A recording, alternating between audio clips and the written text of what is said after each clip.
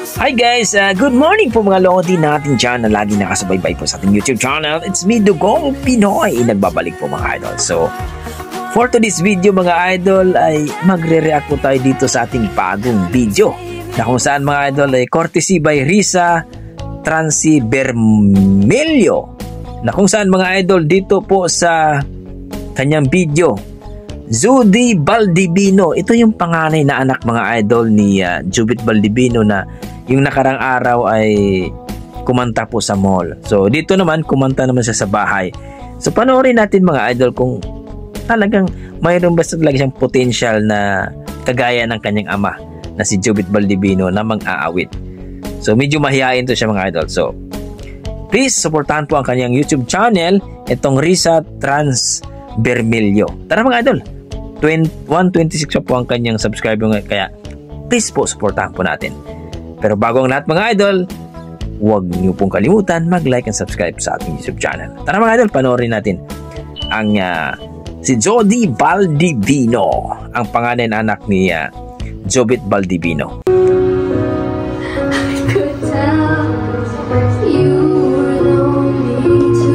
What? Galing!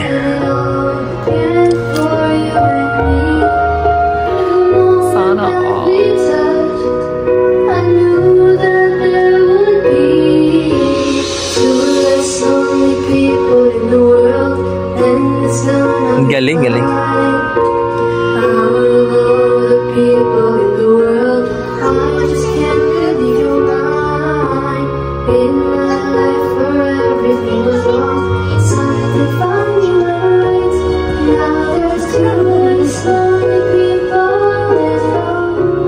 Wow! Ang lupit. Galing.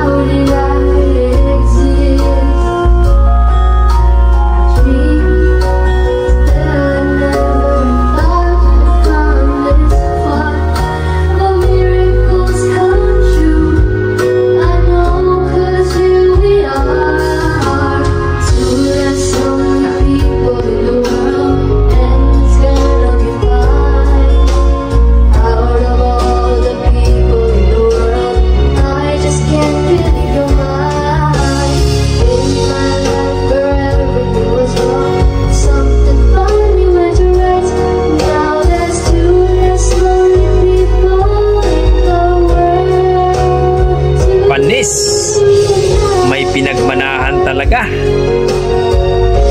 kay Jubit Baldivino.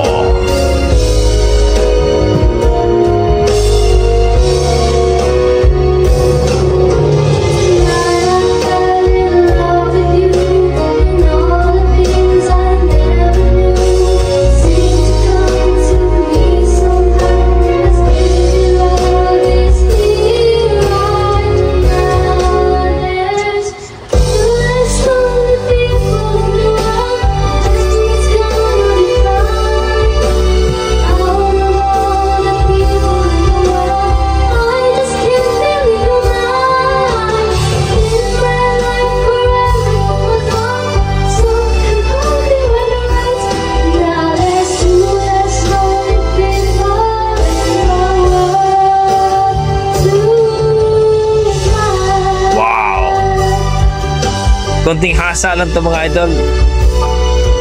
Malupit to.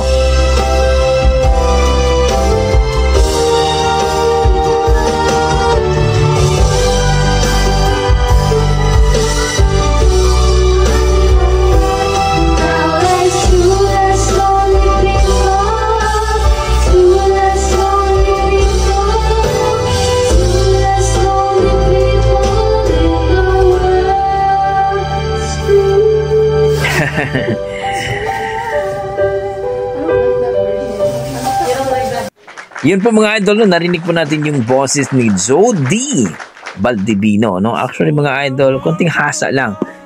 Talagang malupit itong batang to. Medyo mahihain lang. Pero nakita natin yung boses niya. Talagang mayroong ibubuga. yan po yung tinatawag nating konting hasa lang. Yun po yung pinagmanahan po, no? Yan po yung sinatawag natin. May pinagmanahan talaga yung anak ni Jobet Baldivino na si Zodi Baldivino. Yan po yung I think nasa Amerika, mga idol. So, nag-viral po yung isang video natin. Hopefully po, mga idol, na please po, supportahan po natin ang kanyang YouTube channel, Riza Trans Bermilio. 126 po ang kanyang subscriber, kaya please po, supportahan natin. Maybe, ito, tita niya ito, o kung kanino man itong channel, mga idol, kaya please po, supportahan po natin. So kayo po, anong masasabi nyo sa performance ng anak ni Jobet Baldivino, si Zodi Baldivino, na medyo mahiyain po, mga idol? No, hindi po siniseryoso masyado yung kanta. Kanta-kanta lang. Pero yan po, mga idol. Kaya please po, comments down below lang po, mga idol, para pag-usapan natin kung kung nagustuhan nyo ba ang kanyang performance at ang kanyang boses. Please po, comment down below. So hanggang dito lang po, mga idol. Maraming salamat. Basta may dugong Pinoy, malupit talaga sa kantaan yan. Ingat po kayo lagi, mga idol. God bless po.